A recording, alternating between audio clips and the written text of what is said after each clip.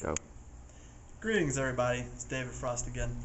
I'm here today to talk to you guys about crabbing, how to crab, where you can crab, and then what to do after you catch the crabs. Basically, it's 4:30 in the morning. We're out here in Port St. Joe, Florida, about to drop some traps in the water. And if you'll come over here, I have my traps laid out. See that I've got 5 of them here. Where's the other one? There it is. Okay, for crabbing, the most important part is the bait. This here is a chicken neck. You can get them for about $2.90 a pound at Walmart. To put it on the trap, my traps are equipped with snood lines, which is basically just a piece of elastic with a thing that tightens down onto it.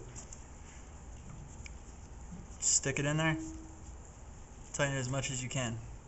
Now the trap, basically how it works, if you look at the trap, when it sits on the bottom, this is what it looks like. All the doors fold down and it just has the frame sticking up with the piece of meat there. This is tied to the dock, which is what we're going to be crabbing on since I don't have a boat. When you're ready to check the traps, you pull it, the door snaps shut, and hopefully the crab is trapped inside. Cut. Alright, right now we're working on dropping the traps into the water. So you just take it, you just lean over the side. It's pretty self-explanatory. Drop it in the water. Let it fall, wait for the doors to fall. Let the line go slack, and then just wrap it.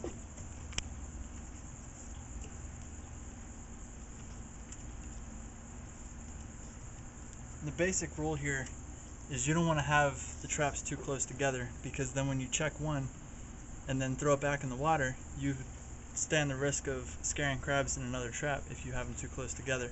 So if you see, I have this one here, and then about 10 feet away I have this one here, the other 10 feet, this one here, and then because of size restrictions I have this one here. It's about 5 or 6 feet away, and then I have that one under there. So now we're going to go work on some hand lines. Alright, now we got our chicken necks. This is a hand line. It's about 15 feet of nylon string, and I have a 3/8 ounce weight at the end of it to hold it on the bottom. You take the chicken neck, throw it on there, and then just tie a basic knot around it.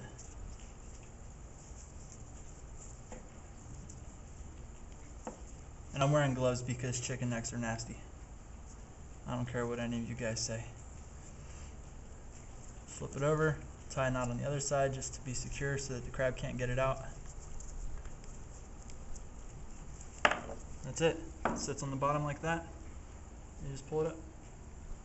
Now we'll go drop them in the water. Okay, now we have our hand line. Just take it and toss it out. That's it. Then you secure it. In this case, we're going to use a rock.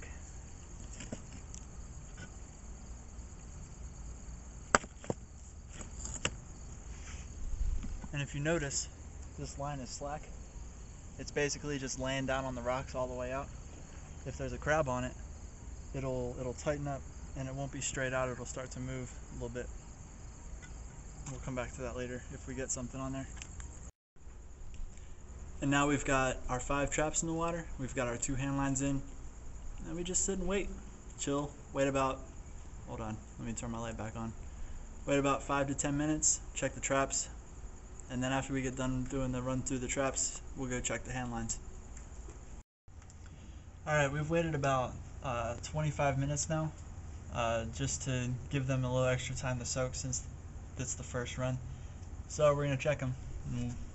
I'll let the camera run so you guys can watch. You gotta be kidding me. Nah, it's still good. The bait was almost gone.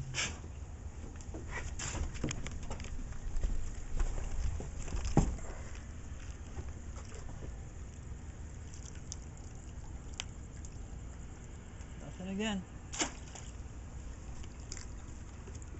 This is not a good start to the day.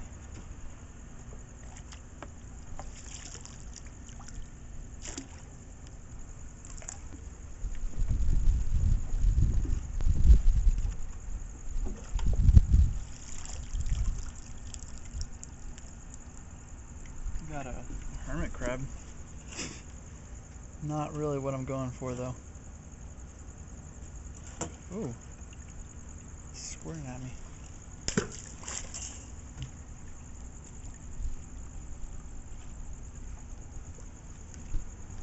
Last one, cross your fingers.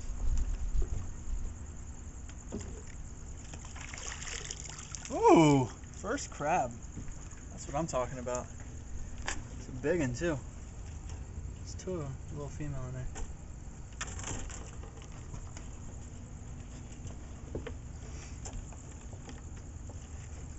Alright, I'm gonna have to go get the gloves real quick, so we're gonna cut for a second.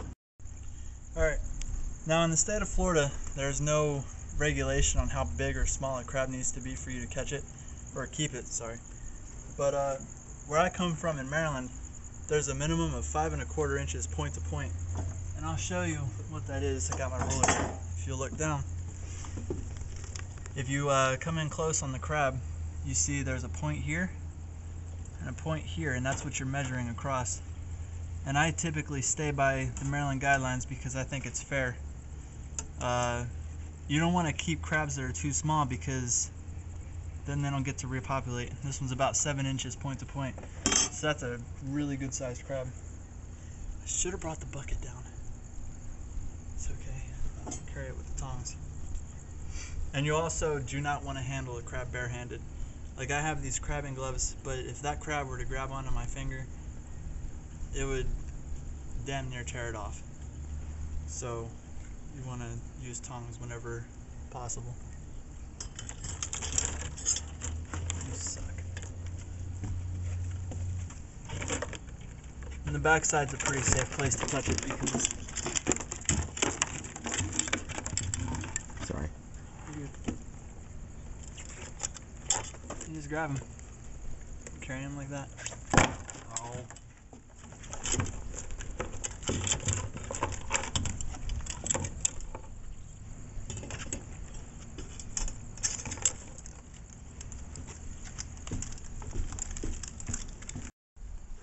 Alright, when you have your crab in the bushel basket, which is this here, this wooden thing, to keep him calm and to keep him cool so that he stays alive, take a damp towel and just lay it over top of him.